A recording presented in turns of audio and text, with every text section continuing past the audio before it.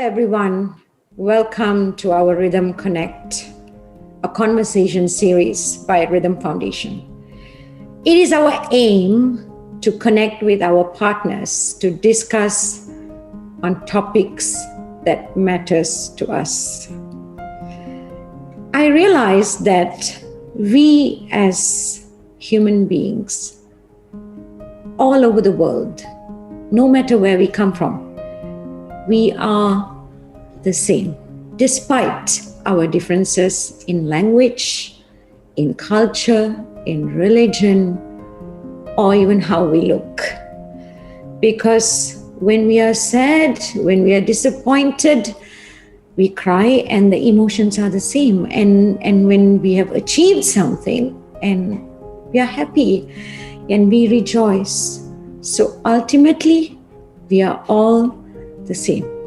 On that note, I would like to invite Dr. Madhavi from Parinaama Development Foundation to discuss a topic which is close to my heart and also a topic that has been discussed in recent times in conferences, in many platforms, which is women and how are they helping to shape societies. Honor and pleasure to be speaking with you today.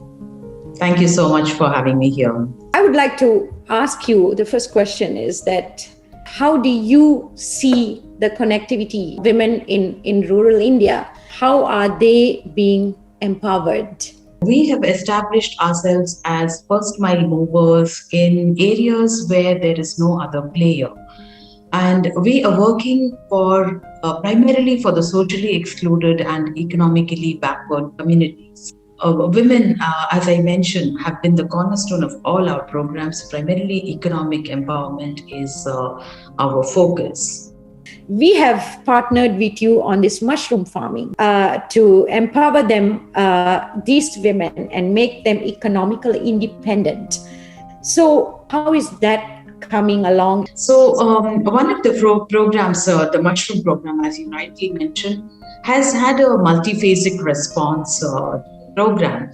So we began it is a farm-based livelihood, obviously, but it has had a ripple effect on many other things such as nutrition, again, nutrition-sensitive agriculture, ecologically sensitive as well. We are using the agricultural waste for vermicompost, which is an organic manure, and and also that manure in turn is being utilized by the communities themselves for organic vegetables and so on and so forth. So it has had a multiple effect. The sale of the mushrooms which they grow is very, very critical to their sustenance and to the survival of the family.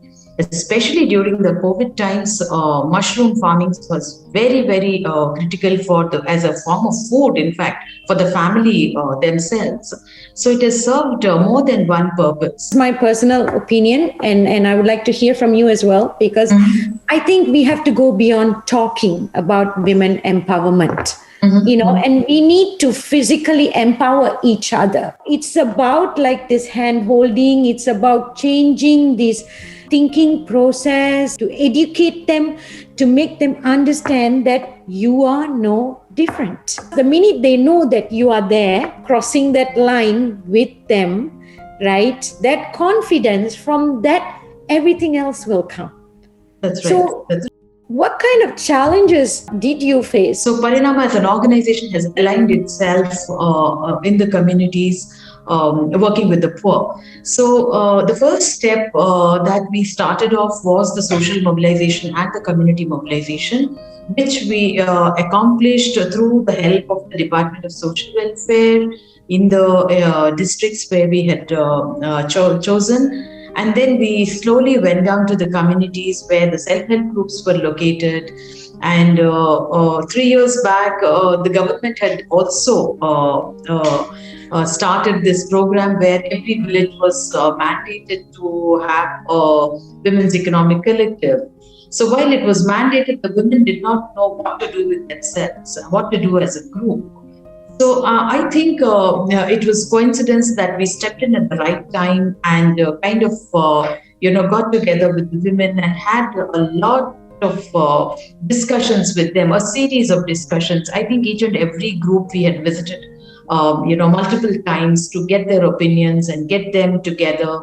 And even now, it is a big challenge because we are dealing with the less literate population. How was it for you? What was it easy with these women and then with their families? If you can talk to us about your experience. There was a lot of bargaining that happened in the process. Again, when we have spoken to the women in private, it was very difficult to keep the men out because they would want to hear what we are talking. And Yes. maybe we are teaching them some evil things or whatever. So very suspicious initially. Yeah. But then again, we had organized separate meetings with them and joint meetings. So, and most of these were young women and young girls. So Yes. it was all the more, there is a reason to be paranoid about it also. And of course, involvement of the district administration, and again, that's also a follow-up, several follow-up meetings with each and everyone. So much so that we got the partnership of the government first, where they had provided us a building, which we still have on lease. And I think that itself speaks of our commitment and the commitment to the women over the long term. And that's really helped us. So, helping the women to take decisions. They've not taken decisions in their lifetime ever. So they're dependent on the male members of the family. So that's something also. These are all barriers which we had to break over a period of time. Yeah. So it didn't happen overnight. Last year has been quite a challenging year. The pandemic has, affected a lot of people. How has that affected Parinaama's work? These are Bihar, for example, is one of the highest out-migration state. And there is a lot of, the male members are all working outside. Same is the case with Jharkhand as well. So incidentally, we happen to be working there, and all this exodus of people back and forth, as which you are referring to, most of them are from these states, and it was very, very difficult for us to visualize and gather ourselves to see what exactly can we do. So the first response from Parinaama was basically to provide some food rations for people who need it the most, especially in Jharkhand and in Bihar. We had reached out even before the government was doing things, because government usually they ask for the iCards and the ration cards and stuff like that. And a lot of the people where we are working do not have any card simply because they're not residing there permanently. So they keep going in and out. So when the government is issuing cards, they're not visible there, So they are missed. They're all missing from those lists. So we provided rations to those people.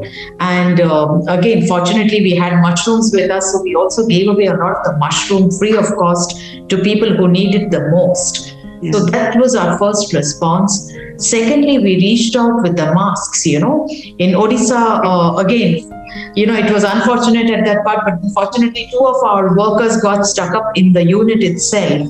And there was this national lockdown, so they couldn't step out of the office. So they remained in the office for almost 2.5 months. And what they did is they were making these masks out of the cloth that is available in the unit itself. Yeah. So we made masks, and then we didn't know whether to sell it or to give it away free of cost. And then selling was not really an option because we didn't even know how much to sell it for, So we just started giving away because this was a new product and we didn't even know about it. So we just started giving away free of cost to the local people. And then we tried to organize some health camps through which we could give. So we tied up with some other agencies, larger agencies who are doing these health camps or doing these giveaways. So we started giving away the masks, and then we also have soaps and sanitary pads, which we also distributed in the field areas free of cost. Soaps, as you know, for the hand washing became a big thing during the COVID. So soaps were much, much in demand.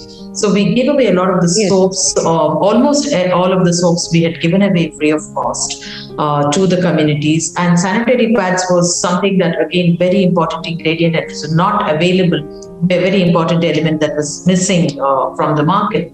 And we had given away free of cost to the people who are residing around our units in Bihar. We as a company, we also practice sustainability. I'm happy that I heard that the QI Group subsidiary QNet has ordered and confirmed 30,000 reusable masks. I think that's the first batch from Parinaama. So I think this is the way to go for organizations when you're working together in partnership as well, is to how we can avail of each other's strength, and to help each other. I think this masks now, it's 30,000 masks that's going to go out, and we are going to be able to help these women in return for their economic development. That's a great empowerment as well. Thank you for your time. Thank you so much. Thank you so much for having me here. Thank you so much. If we want a gentler economy, we need more inclusive workspace where men and women are together in harmony, bringing strength. So if we want to see this change, the only way is by balance. So it is balance that is going to bring empowerment. Thank you.